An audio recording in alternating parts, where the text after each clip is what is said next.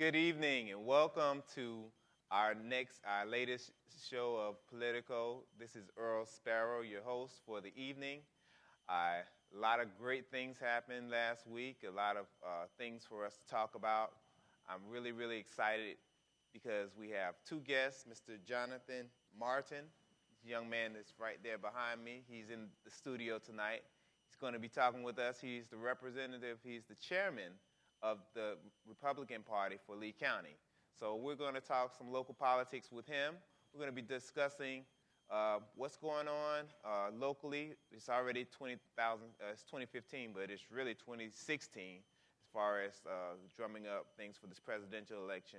Ms. Arvella Claire is in the house tonight, and we also have a special guest calling in from Los Angeles, California, Joseph C. Phillips, who is the actor. He was on The Cosby Show. A lot of people will recognize him as Sandra's husband, Sandra from The Cosby Show. But he is going to bring his flair of conservative talk, and we're going to have a discussion about some things that he's experienced.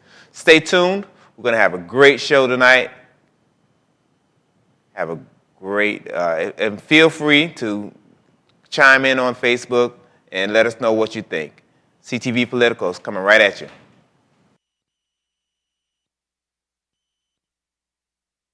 Crystal Joy Sound System Rentals and Professional Recording Studio is at your service. In association with Community TV One, the only community-based multimedia studio. Crystal Joy offers professional subs, main tops, monitors, power amps, professional mics, and a full soundproof multi-room studio specializing in Christian singers, groups, and bands. If you are talented and think you got what it takes, we're looking for you to join our record label, Crystal Joy Records. For more information, contact 239-771-2560. You ever wanted to know what's going on in and around your community? CommunityTV1.com is your answer. Go ahead, log on to www.communitytv1.com and get your info on.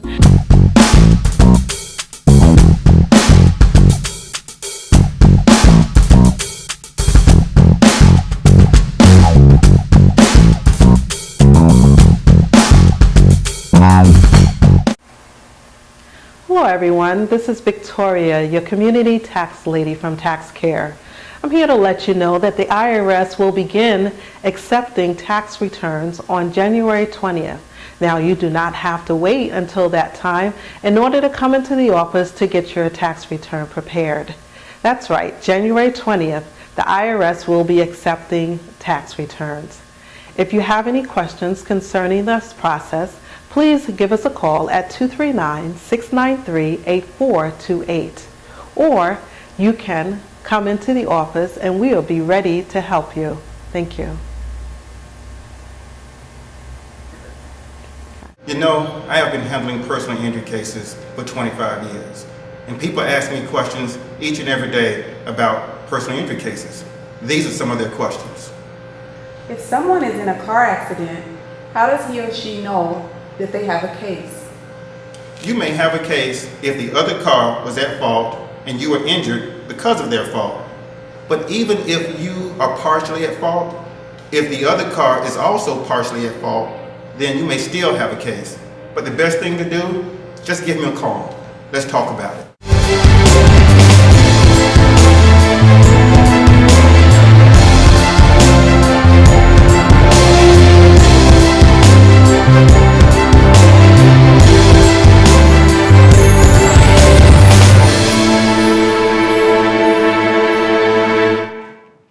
Welcome back to CTV Politico. I'm your host, Earl Sparrow, and we have Ms. Arvella Claire here. And we also have our special guest, Mr. Jonathan Martin, Esquire. How's everything going, Arvella? You doing well today? I'm doing great and looking forward to tonight's show. Awesome, awesome. And Mr. Martin, how are you doing? Get some airtime. Man. I'm doing all right. Loving this cold weather here in Southwest Florida. You can take it back. I hate the cold. That means I have to move to Key West. That means I moved from North Florida to Southwest Florida because North Florida was too cold. Now, it's almost compared to what Boston's going through. It's really I'll take this over Boston any day. But you're currently an attorney with Parvey and Frankel, and I know you were with the state attorney's office for a little while. Give us a little background about you before you became the chair of the Lee County Republican Party. Just briefly, I was born in Iowa, but my parents moved to South Florida when I was about 4 years old, and I lived on the east coast of Florida until I was about 14, moved over to Fort Myers and started going to Fort Myers High School. Okay. Played basketball for the Green Wave. Yeah, you're 6'7", so I wasn't the tallest person on the team, but we had a pretty good program back then. We still do, obviously. yeah. I went to Stetson University, studied political science, religion, and business, and went to Liberty University for law school. After law school, accepted a job with the state attorney's office here in Southwest Florida. I practiced in Hendry County and then Glades County, and I was also a felony prosecutor here in Lee County until I moved into this new position with the Lee County Republicans and a new position with Parvey and Frankel doing personal injury. That's quite a leap, isn't it, to go from prosecuting to civil like that? Is that a strange leap? It's a different area of the law as far as the substantive law, but as far as the trial law, I got great experience trying almost 90 cases with the state attorney's office, all the way up from misdemeanors all the way to murder cases, and developed a lot of skills as far as taking depositions and trial procedure and practice that has transferred flawlessly over to the civil realm. But I'm with a good firm that's been around for a number of years, and working with those guys is making the transition real easy into civil law. I know that's one of the things that tort reform and these evil people that are suing and lawyers get a bad rap, specifically among conservatives. How do you do that, toe that line as far as that? I'm not one of those guys that's going to sue you for $7 million because this guy tripped and hurt his arm or something like that. Absolutely, and that was one of my biggest dilemmas with going into private practice. I wanted to make sure that I was in an area of law that, and with a firm especially, that I believed was an ethical firm. It had a good reputation in the community. Yeah, they do. I think even with prosecutors going between different offices in the state of Florida, you have prosecutors that you might argue are unethical. I believe we have a real good office here in Southwest Florida, and working, I think, in different locations or different firms is the biggest issue as far as if somebody thinks that they're ethical or not. I think if the area of law that you practice is not as big of a deal as who you practice with and what your personal morality is. Correct, yeah. I think you have an interesting background to be the chair of the Republican Executive Committee. But I think we can start off by trying to get a better feel for why you took this position as the Republican chair, and what direction do you see the party headed in for the next year? And with the political campaigns coming up, what's going to be your perspective in terms of the vision and view that you want to see projected by your Republican candidates? Well, there's a lot of questions in that one question, or a lot of answers in that one question. I think you're absolutely right. I'm not the traditional chair that you've seen in the local Republican Party. I'm fairly young compared to many of the past chairs, and it's not something that I don't think people voted for me to take this position because I'm young, but because of the change in direction that they want to see the party go, and they want to see us build on some of the things that the prior chairs have put in place. One of those is energizing the youth in this community. I think we need to definitely get more Republicans into the younger communities, into the colleges, into the high schools, into the young working adults, and a lot of times people in those age groups don't have a lot of time to get involved with politics because they're busy trying to finish school and build a business and get things moving in the right direction so that they can then give back to the community. But I think that that's one of the most important things that we can do as Republicans in Lee County is show how our party and being involved is relevant to people in all areas of their career or education. Okay. With young people, that's one of the focuses that we hear, stressed a lot with the Republican Party. The emphasis on recruiting not only young people, but minorities as well. What steps have been put in place to actually make that happen, and have you seen any movement? Well, we're focusing a large amount of our resources and our plan over the next 2 years on community involvement and going into places that we traditionally haven't been in the Lee County Republican Party. There's certain zip codes that I have a lot of friends growing up here playing basketball at Fort Myers High. The 33905, 33916. There's a lot of zip codes that just are not very well represented in the Republican Party, and we want to show that that our ideology lines up with what you want for your family. It lines up with what you want for your small business. It lines up with what you want for your educational future. And I think by going into those communities and not just having our meetings at the same old place or the same country club, we might actually get a lot more people to stop by and say, hey, what are the Republicans all about? And that's a good question. What are the Republicans about in terms of minorities? How do you get them invested in the Republican Party? And what's your message to minorities to show that the Republican Party would be a good fit for them? I think the best thing that we can do as Republicans is show that our message, first and foremost, is for smaller government. I think that there's so much empowerment that is in the minority communities with the individual and showing them that they can accomplish whatever they set their mind to. And sometimes government just needs to get out of the way. And I've seen this play out in a lot of recent issues with taxi cabs and Uber and the debate over that. And there's a lot of money from either party to try to regulate business so much that it makes a startup very expensive. And if you can start up a business without jumping through all the hoops and the regulations that are sometimes artificially placed by people who are successful in those industries, you can encourage a lot of families and a lot of small business owners to start up and become successful. So I think eliminating the barriers of entry is one of the best ways that we can get minority businesses up and running, and it's something that is it's clearly a Republican issue. Okay. Getting government out of the way. You're saying in what you think the Republican Party needs to do is end some of the regulation. But how is that an incentive for minorities to get involved with the Republican Party?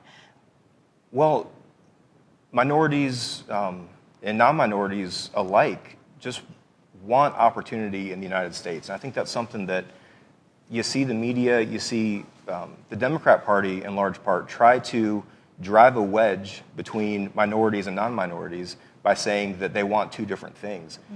A lot of it comes down to opportunity. You have minorities that sometimes have less opportunity to go and get a bank loan and start up, or go into a business startup with $100,000, and it's therefore harder for minorities to then own businesses. If they don't need the extra startup money to hire a lawyer and go through all the extra hoops and maybe a lobbyist to tell the other people who have the permits to back down, if they can just go in and start a business, you're not going to see those barriers of entry. And you're going to see more businesses, and therefore you're going to see more successful businesses. So we're going to come right back for our second segment. Thank you for watching CTV Politico.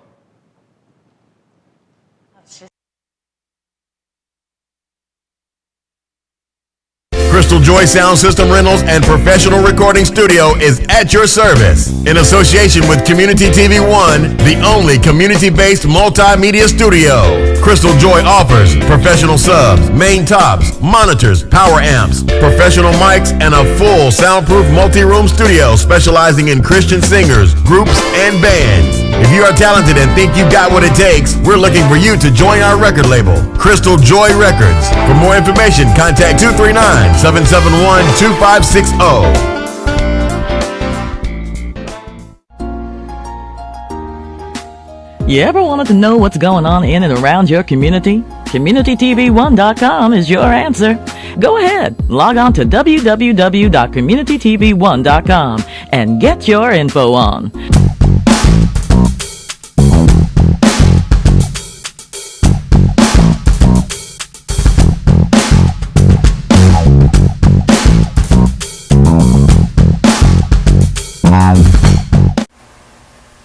Hello everyone, this is Victoria, your community tax lady from Tax Care. I'm here to let you know that the IRS will begin accepting tax returns on January 20th.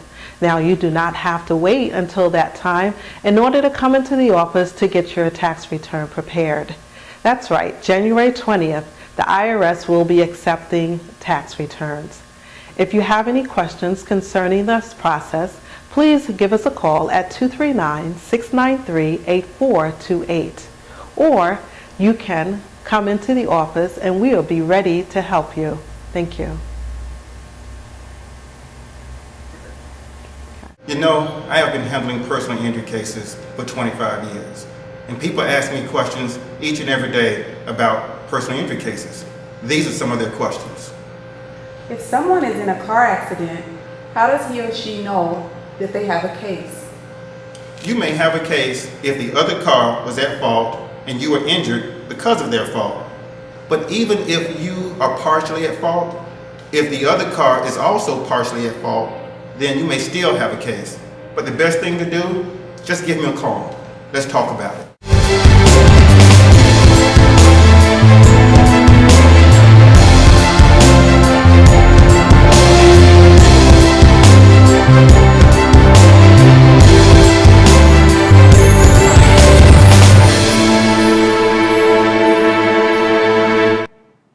Welcome back to CTV Politico. I'm your host, Earl Sparrow, and we have our Vela Claire here, and we have Mr. Jonathan Martin.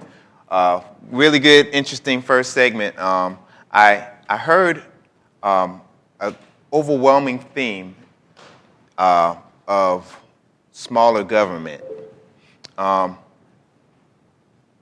When I hear that, I think that one thing that the Republican Party might not understand or might not register with them is that as an African American, in the African American community, if it wasn't for the government stepping in, there would be no there would still be segregated schools. If it wasn't for the government stepping in, there would be no opportunities for minorities to go to Fort Myers High School and things of that nature.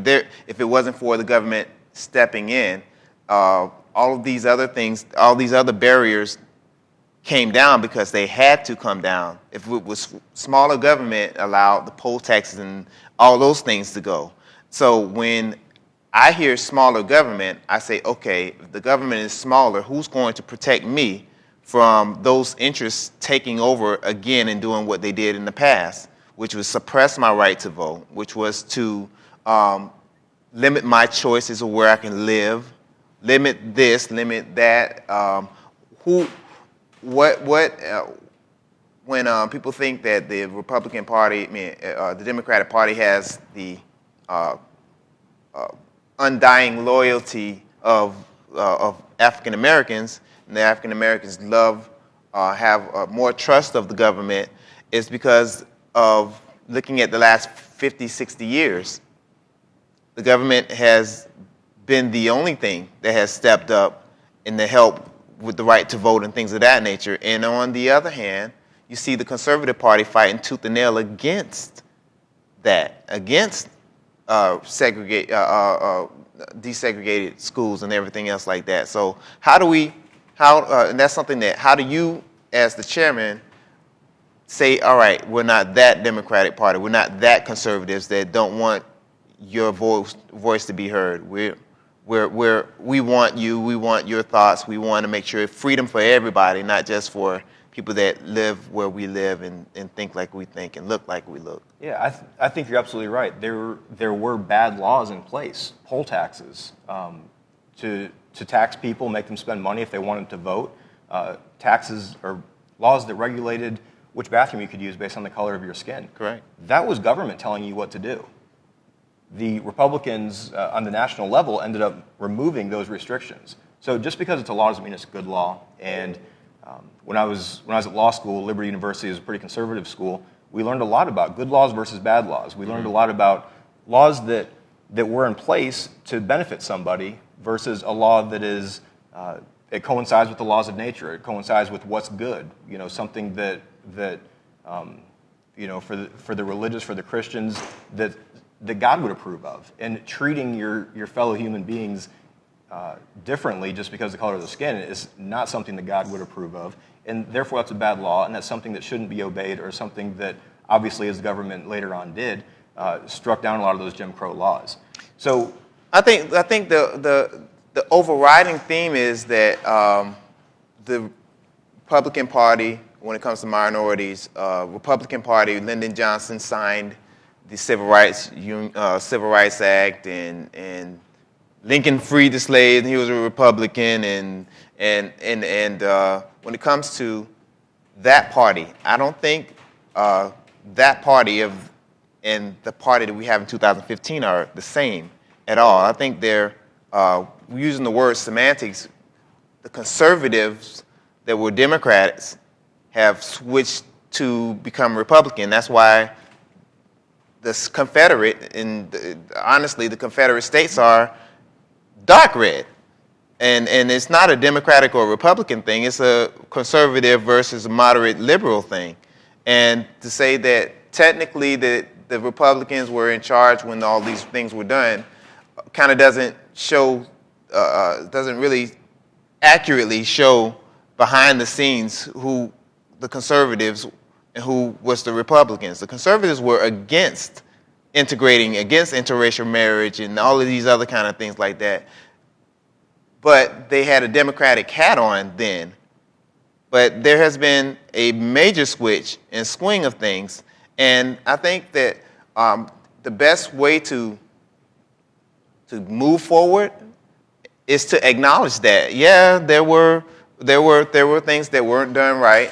There are, I understand, once bitten, twice shy. But how can you, as a leader, acknowledge that and move forward from that, right? Not act like it didn't happen at all?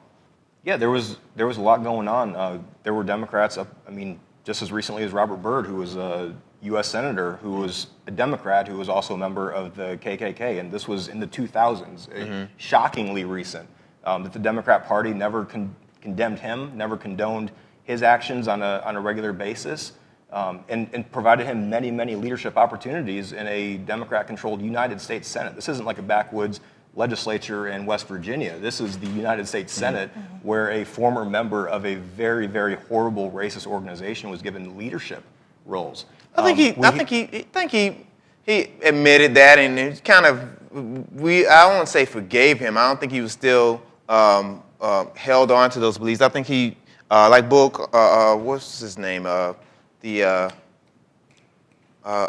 George Wallace. He came around and asked for forgiveness when he was later in his life. He kind of admitted that there was things, and they forgave him and everything else. There's no hard feelings or anything else like that. But to say that the Byrd that was, again, perfect scenario of a Democrat, because that was the conservative part there. When most conservatives, when the switched parties in the mid-'60s and the late '60s, and continued to go, more conservatives went to the Republican Party. He was one of those that stayed and changed, and kind of saw the error of his ways and kind of repentance. Yeah, I did do that. I'm not running away from it, but that's not me anymore.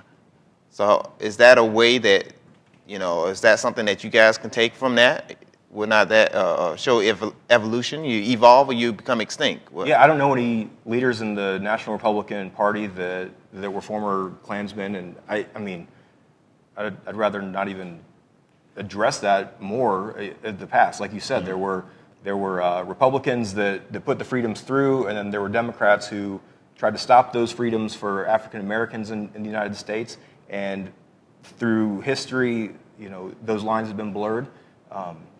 But I think it's clear that Republicans, especially when you talk about the issues of education, you talk about, and we're a party of equality of opportunity. We may not be a party of equality of outcome. We're not going to try to take your money and redistribute it. We'd love, as every American, I believe, should, on a personal level, donate to causes that they believe in, donate to groups that are helping the needy and the widows and the fatherless. I think that's something that's entirely a duty that each American has, but it's not something that the federal government should be requiring of individuals.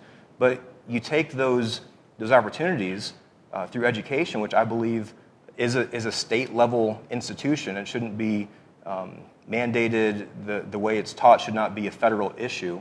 But you give every student the equality of opportunity. You give them the opportunity to become whoever or whatever they want to be. Personally, somebody who grew up in a trailer park and was on government subsidy food and lived in Section 8 housing here while I was going to Fort Myers High School, that's something that in most other countries in the world, I would not have that opportunity to become a lawyer, to become a prosecutor, to move on, to even be at the age of 33 the chair of the Lee County Republican Party, arguably one of the most Republican concentrated large counties in the state of Florida. Correct. I mean, this is a land of opportunity, and it shouldn't matter how much money you have or where you come from, but what you do with the opportunities. And I think the Republicans, through school choice and vouchers, should be able to give everybody the opportunity to get a good education. Now, what you do with that education is up to you.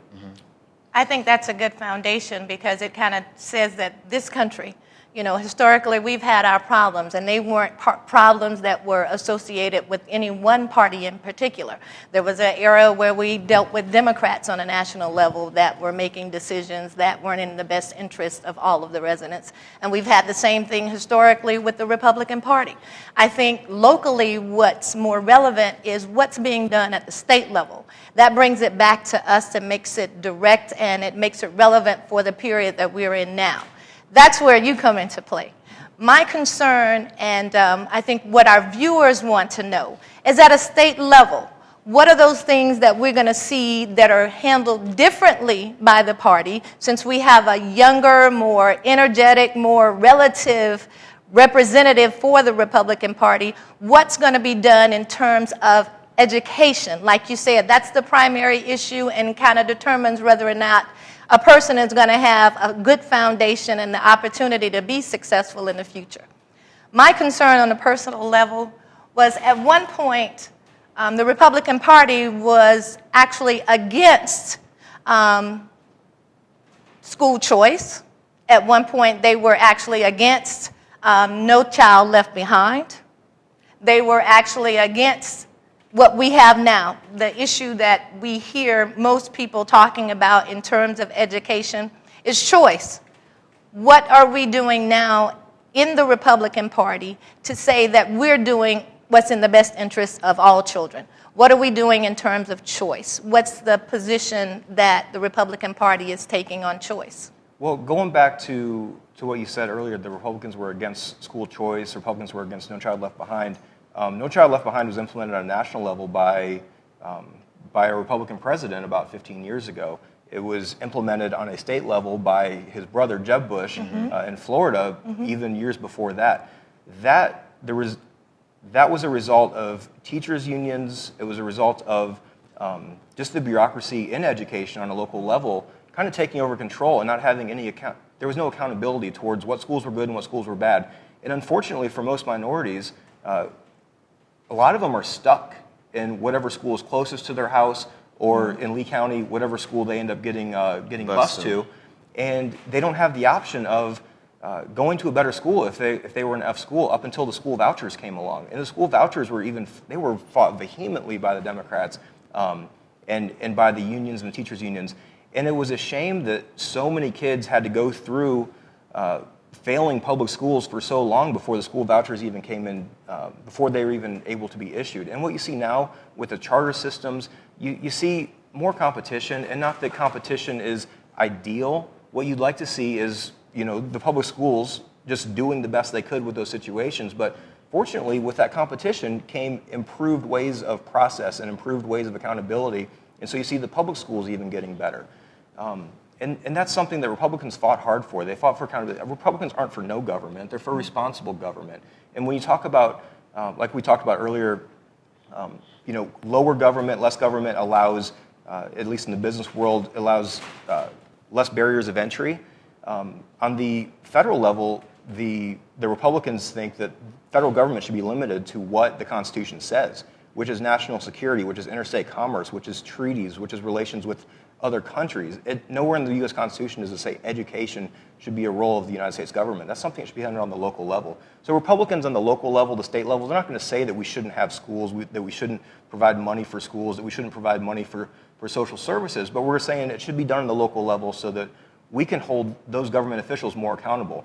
you're probably not going to end up with the chairperson of the Republican National Committee in here because it's a national level. There's many states that they cover, but here you have somebody from the local level that's coming in and saying, this is what we want our party to do, this is our vision, and you can hold me accountable. Much easier on a local level than you can hold the President of the United States accountable. I appreciate that. I think we only have a minute left. We thank you for your time. I would love to delve in and probably just kick our heels in and do a full show because there's so many things that we don't have time because of our next guest to touch on. Smaller government, but less government, but responsible government and how to engage the African American community and not see I say if you don't evolve, you're going to become extinct. America is browning right now, and if the Republican Party doesn't brown, it's going to become extinct. So we only have a few seconds left. Thank you so much for your time. We definitely want to get you back on the show, and we still got a ton of questions to ask you. And thank you for coming down here. I really learned a lot, and I enjoyed it. I appreciate the opportunity, and I appreciate the conversation. Thank you. Thank you. We'll be right back.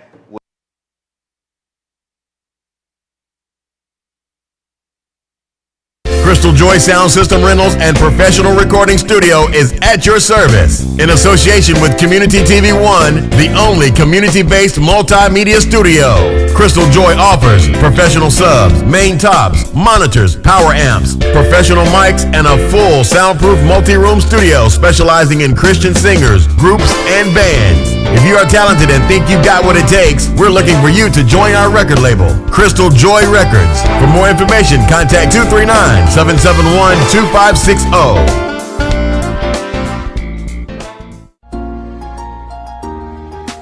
You ever wanted to know what's going on in and around your community? CommunityTV1.com is your answer. Go ahead, log on to www.communitytv1.com and get your info on.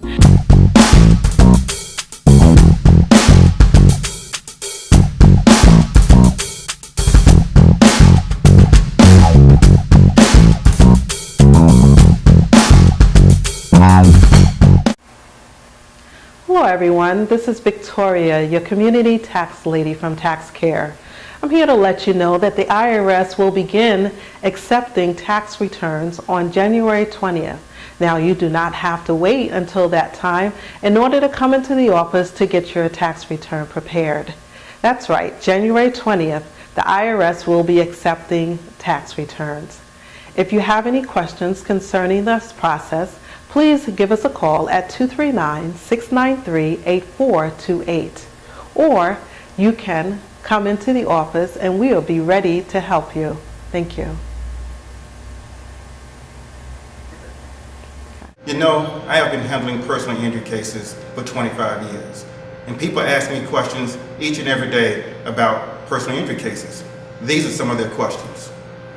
If someone is in a car accident, how does he or she know that they have a case? You may have a case if the other car was at fault and you were injured because of their fault. But even if you are partially at fault, if the other car is also partially at fault, then you may still have a case. But the best thing to do, just give me a call. Let's talk about it.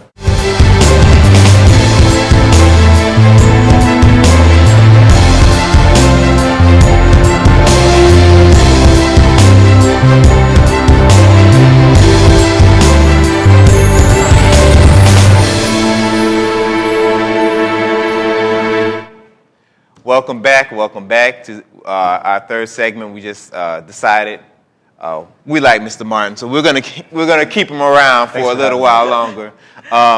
We have on the line Mr. Joseph C. Phillips, actor, conservative blogger. He has his website. He has author. He wrote. He's currently working on his next book, Untitled as Possible. But please give a CTV welcome, I guess. Welcome to Mr. Phillips. How are you doing? Hi, thanks for having me. Mr. Phillips, are you there? I couldn't be there in person. As I understood it, there wasn't. Well, while he's not there yet, full disclosure, he is my fraternity brother. He's a member of Alpha Phi Alpha Fraternity Incorporated. and we do talk on and off and on. So I'm not going to take it easy on you, Fred. Hello? Yeah. Are you there?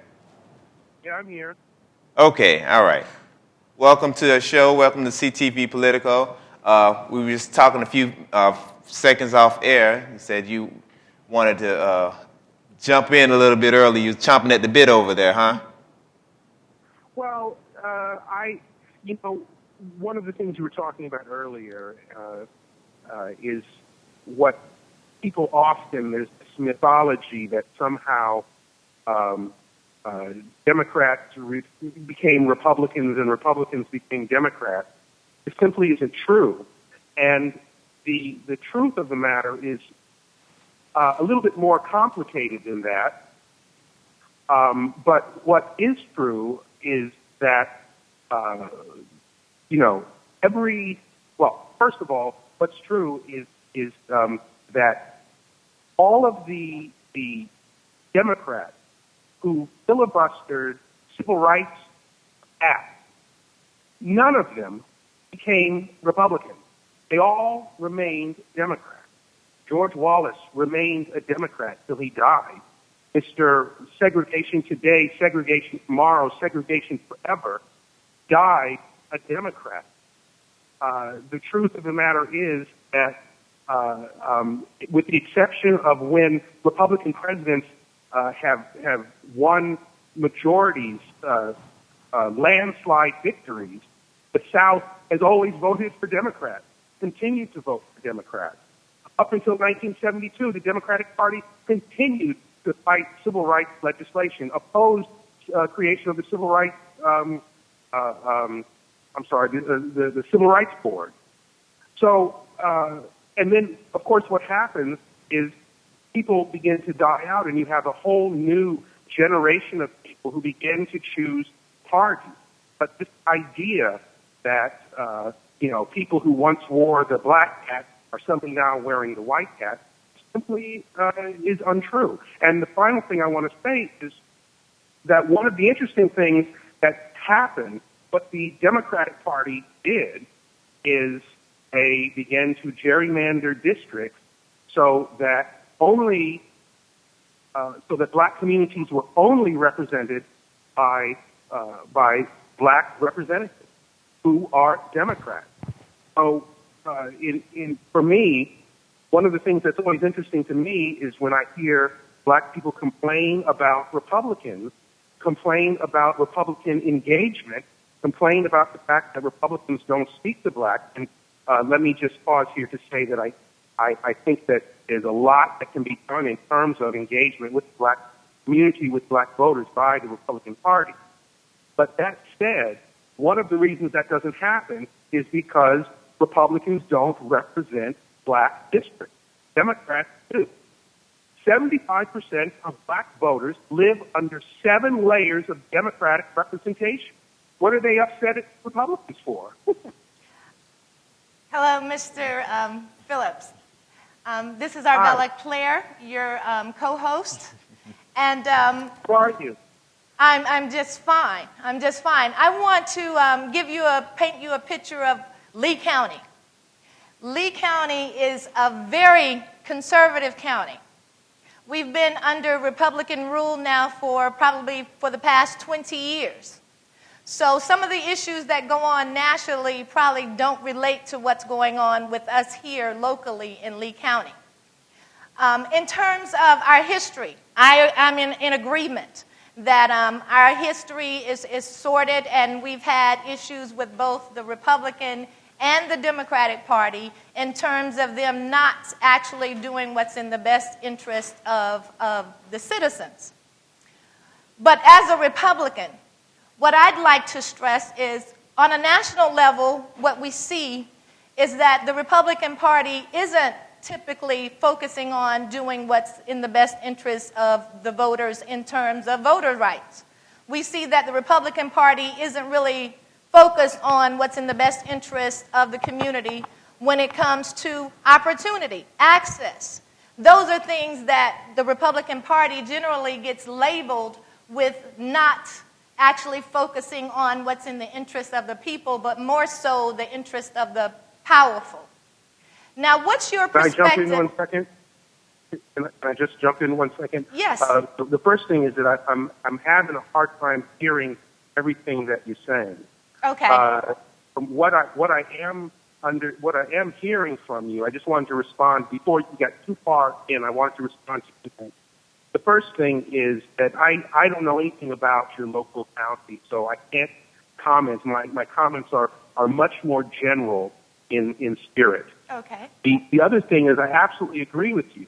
I am not here to defend the Republican Party so much. I'm not a spokesperson for the Republican Party.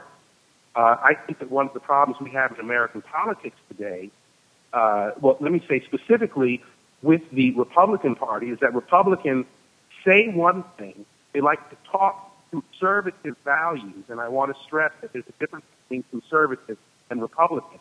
Republicans love to talk about limited government and things like that, but then when they have power, they don't necessarily follow through. But I would say that the same thing is true with Democrats. I don't think for 1 second that Democrats somehow have the best interest of the people in mind. Both parties take money from the same powerful people that you're talking about, who Republicans are beholden to, Wall Street, etc. They give money to both parties. And both parties, in my estimation, just to varying degrees, are more focused on giving the spoils over to those interests as opposed to what my interest is and what I think most of us should be more concerned with is liberty. How much liberty do we have? And that is my major concern is liberty, freedom. And to that extent, I think that if to the extent that either party can address that issue with black people, they should have success.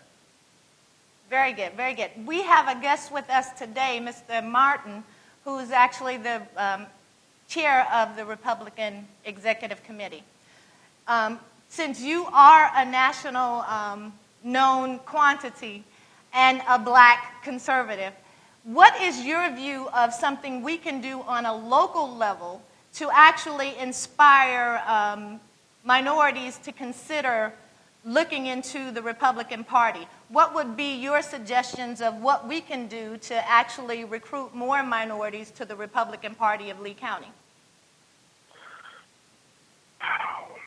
Well, as it happens, one of the books I'm working on is my attempt to address this very issue.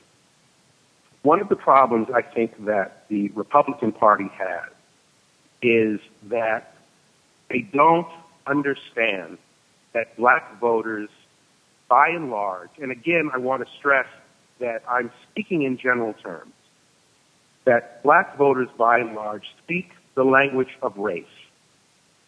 And this is why Democrats talk about race so often. It's why Hillary Clinton shows up and starts chicken necking in black churches. It's why Barack Obama suddenly changes his speech patterns when he gets in front of black audiences. It's why there are constant references to slavery and chains and bondage in all of the Democratic messaging, is because they understand that the reality of race and racism and what it plays like in black communities. One of the things that I say to my conservative friends all the time when they start talking about, black people need to forget about that.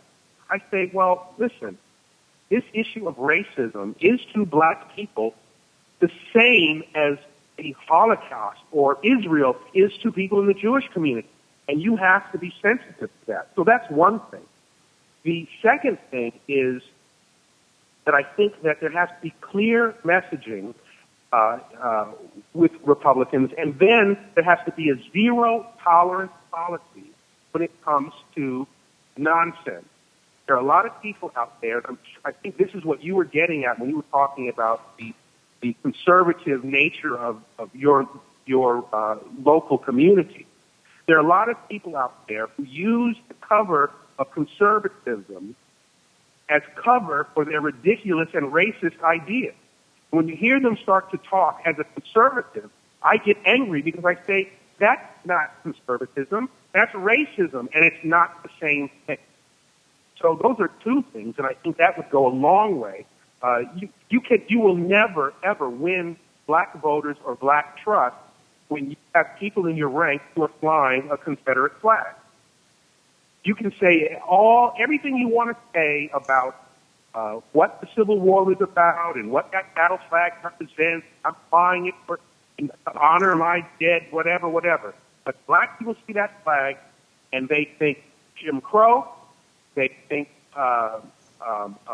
poll tax, et cetera, and nothing anybody says is going to change that. And so, you've got to say very firmly, act is not us. Act is something else. That doesn't have anything to do with conservatism. It doesn't have anything to do with this brand of conservatism, and it doesn't have anything to do with the Republican Party. That is something else. I think that is, we talked in the segment before you came on, Mr. Phillips, about how do you expand the tent for the Republican Party to African Americans, and that was one of the things that I mentioned. You have to acknowledge the past. You have to go say, yes, they were bad on both sides, but here's our way forward. Here's what we're doing now. Here's where we would like your input. Here is, we acknowledge that we haven't put we skip over the African-American neighborhoods when we're canvassing. We notice that we don't show up until it's voting time or something, and we'll do the church tour. We know we're absent in your community, and I don't want to say that people just write people write off the black vote already. They're going to vote 90% Obama and 91% the next time and all this stuff like that. So why even waste our resources and times? But that calling out the nonsense. When Obama was running for president, there was a little monkey that came out. Where people were saying that there was a little monkey toy they had out. They had the watermelon jokes. There were emails that were being sent around with the Obamas growing watermelons, and that was kind of in the White House garden. Those subtle racist things that don't go, I don't really see, and maybe they do go, I don't see them, those people that are towing the line of just being a borderline racist, being called out and kicked out of the Republican Party. And I think when that happens, then yes, I think some people might see them seriously and say, okay, maybe they are kind of changing a little bit. Well, I don't think that's one of the issues we're dealing with on a local level. I don't think we have that issue of people being inappropriate publicly and calling out, Democrats or being offensive to minorities. Not on a local level.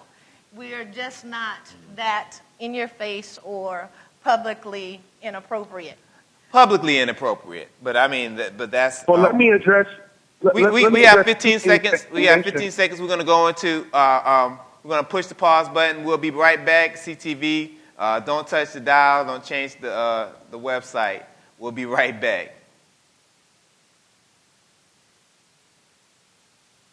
Crystal Joy Sound System Rentals and Professional Recording Studio is at your service. In association with Community TV One, the only community-based multimedia studio. Crystal Joy offers professional subs, main tops, monitors, power amps, professional mics, and a full soundproof multi-room studio specializing in Christian singers, groups, and bands. If you are talented and think you've got what it takes, we're looking for you to join our record label, Crystal Joy Records. For more information, contact 239-771-2560. You ever wanted to know what's going on in and around your community? CommunityTV1.com is your answer.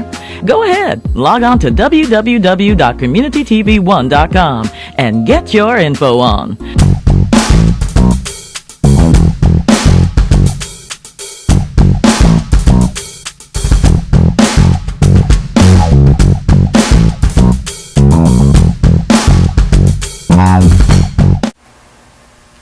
Hello everyone, this is Victoria, your community tax lady from Tax Care. I'm here to let you know that the IRS will begin accepting tax returns on January 20th. Now, you do not have to wait until that time in order to come into the office to get your tax return prepared. That's right, January 20th, the IRS will be accepting tax returns. If you have any questions concerning this process, please give us a call at 239-693-8428.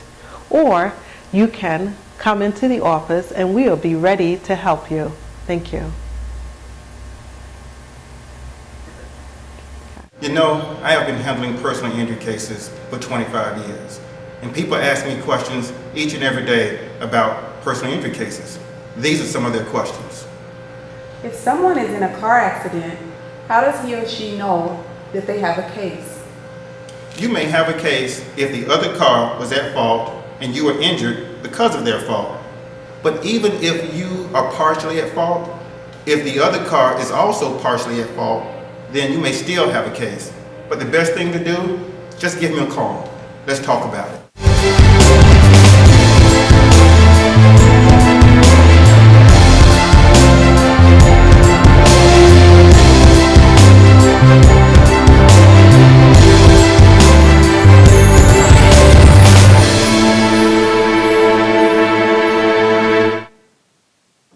Welcome back to CTV Politico. This is our last segment of the night, and we're just going to have to keep the questions coming and keep the comments even shorter so we can, once again, get as much information as we can.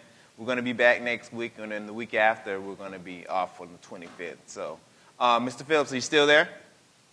Yeah, I'm here.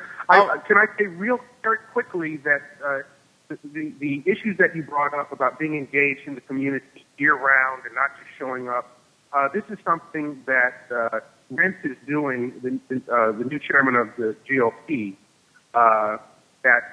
there are like 12 cities that they've actually established offices there so that RNC members can be engaged in the community year-round, establish relationships, show up, talk about ideas, and that they're not just showing up. The other thing is that Republicans are turning other Republicans in. There was a case out here where a woman down in Orange County had sent out emails. Well, she was busted by fellow Republicans. They are the ones that went to the press. But bylaws, they couldn't fire her. They just had to ask for her resignation, and she refused. Similar to, and I'm dropping names, I can't remember the names, but this guy recently out of Wisconsin, where people were demanding that he step down and not speak. These were other Republicans who were doing it. So I think that the point is that there's movement in that direction. Very good, Joseph. I agree, and I think that's what's actually needed. We need people to be more, outspoken in terms of racism or injustice. We need people from both parties to start being more verbal in terms of stating that these things won't be allowed to continue. I think this is our government, and what it's going to take is for people to actually start acting like this is their government and expecting our representatives to actually represent us. So the thought that the Republican Party on a national level is making an effort to put out, the message that we're going to turn in even our own if they're doing something inappropriate, is the type of message that we need to actually make sure is carried out throughout the nation. So I like hearing that, and I think those are the type of actions that we need to actually bring about change. Well, I want to get you. We got 11 minutes, so I wanted to talk real quick about. You did have an article about the amazing Christianity. Do we want to touch on just for a little while? President Obama made his speech last week at the Unity Breakfast, and we were talking about not getting on your high horse, and that was just running constantly on Fox News and probably talk radio. How dare he call us out, and he's apologizing for ISIS and all these other things that he got twisted on. Share with the audience your view. What did you hear and what do you think about that? And we can definitely have a conversation. I'm sorry, I didn't get the last part of what you said. Share with the audience your thoughts in case they haven't read your blog about what you heard in the prayer breakfast speech. Well, I want everyone to obviously go and read for themselves josephcphillips.com and what I said. I actually was surprised that people were upset with some things that I said because I thought that I was fairly gentle.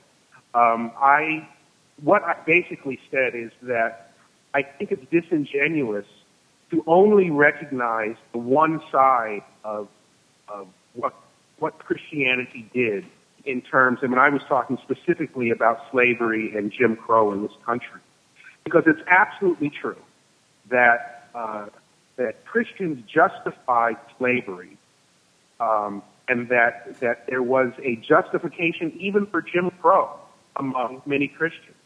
But in my opinion, to leave it right there was very disingenuous, because on the other side of it was the fact that it was Christians who were fighting and using this idea of the love of Christ to fight the issue of slavery.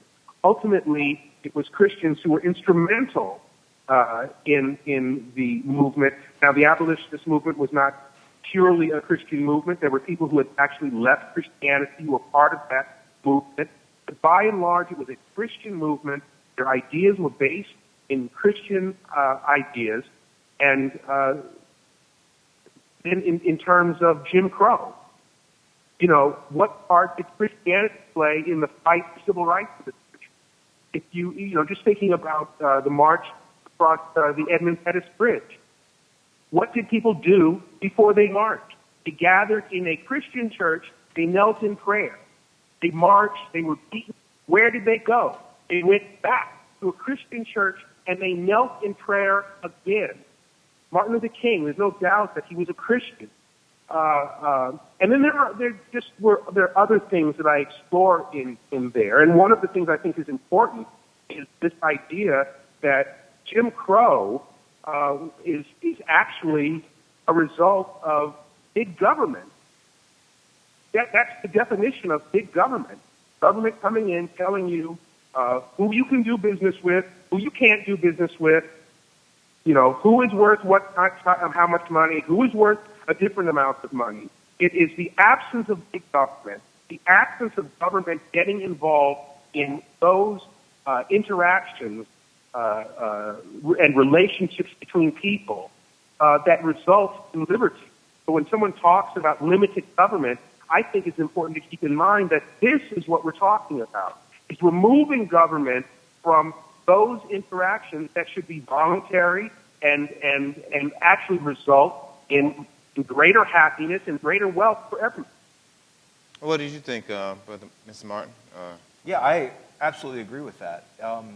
And I think there's an opportunity for the Republicans to, even though the media, the national media, even though the national conversation is dictated by the mainstream media, the liberal media, oftentimes is to get Republicans away from Christianity, I think that's one of the biggest inroads into the minority communities. That's the common language that we can speak. It's the common language of hope. It's the common language of brotherly love and taking care of our own without the government's intervention.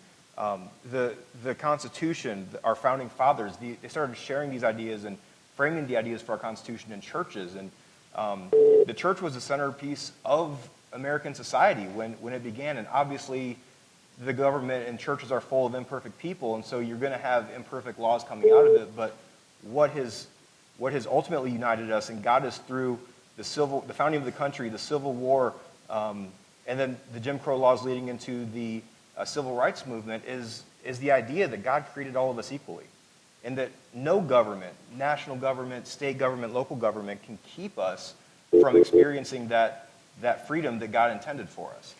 I heard some of the views from the right and from the left. And in terms of Christianity being the issue, I don't think that came across to either side as the message that the president was laying out, that this was a Christian event. I thought the issue in terms of religion was that people have used religion as a means to justify doing things that were inappropriate to others or doing anything that they thought would serve their cause. But the message that I received was that this was an example, not that it's because of Christianity, but Christianity was used as a justification to meet their means. So that's absolutely true, but I'm sorry, I didn't mean to interrupt. No, go ahead. Go ahead. You're absolutely correct. But this is why I say, but when you stop right there, that's when it becomes disingenuous. Because then because the fact of the matter is that slavery continues to be practiced in the Muslim world. Slavery ended in the Western world due in large part to the action and the beliefs of Christians. So to draw the comparison, and further, this idea that we're going to talk about the Crusades, which is 1,000 years ago, and juxtapose it to the kind of barbarism that we've seen just in the last month in the 21st century, I think is a stretch. But it illustrates the point that I was trying to make even more, which is all things are not equal. So that while, yes, all people, we were filled with people who pound the book of Scripture even while they are preaching hatred.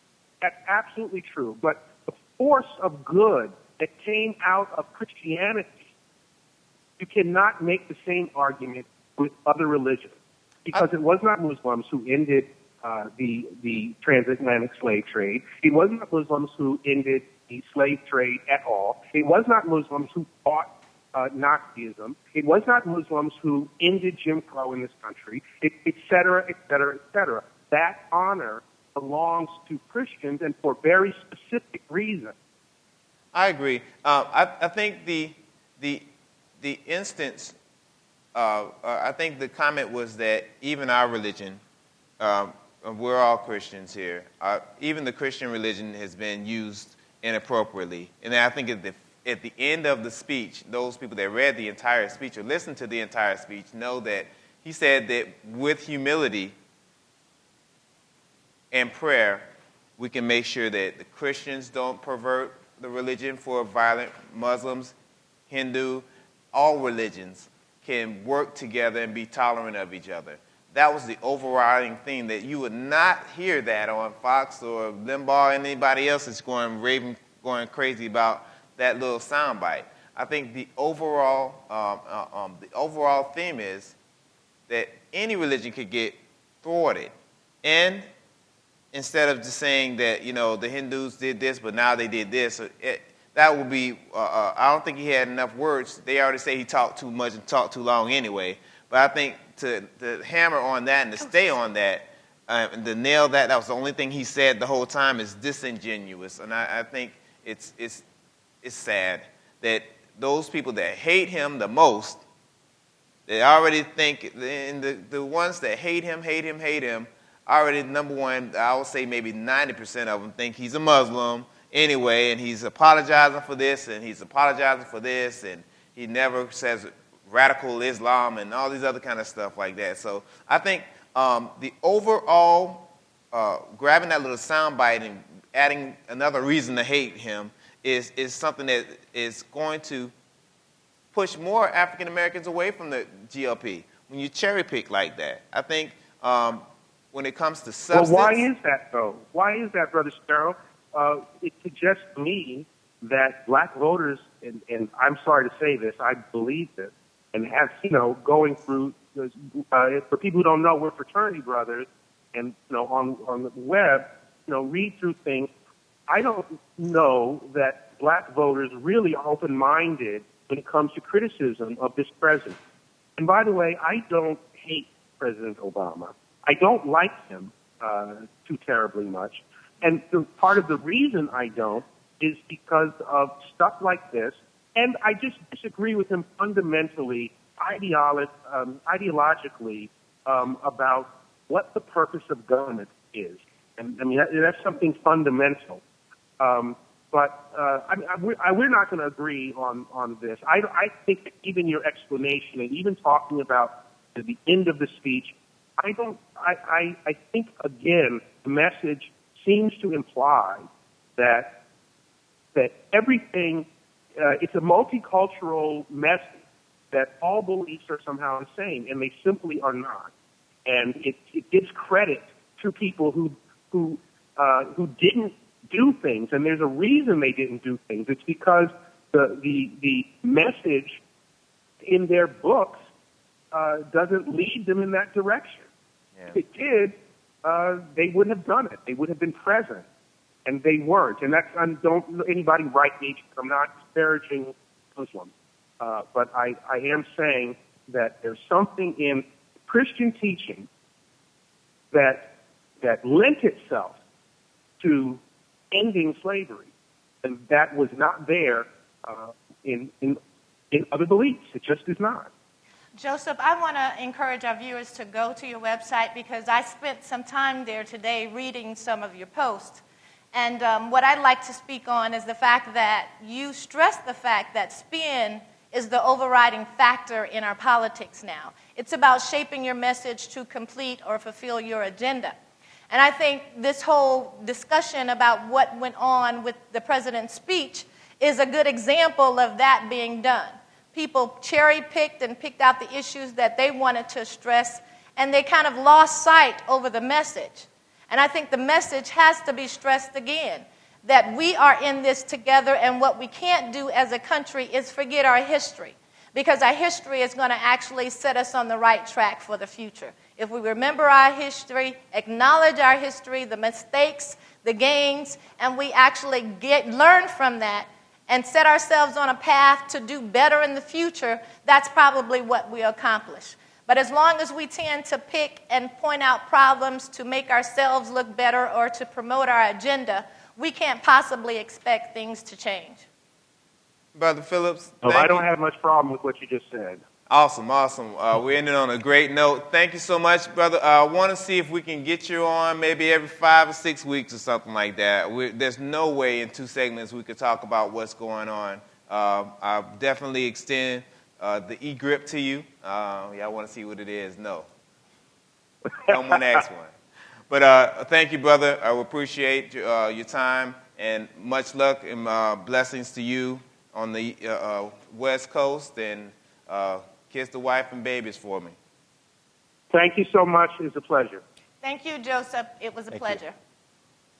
That's our time for today. Thank you. Please listen to, leave comments on Facebook about our show.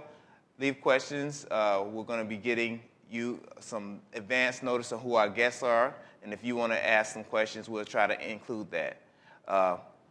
Wonderful show. Thank you, Mr. Martin, for joining us tonight. We look forward to having you come in again. It's silly season already, and so much stuff we need to talk about the candidates, who's going to be the leading Republican candidate, or who's already coming to Fort Myers to lay some groundwork and everything else for the Republican Party. And thank you, Ms. Claire.